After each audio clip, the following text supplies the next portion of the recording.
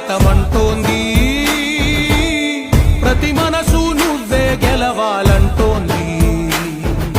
పెద్ద కొడుకు నీవై తోడున్నావు చాలు, జరుగుతుంది మాకు మేలు మేలు.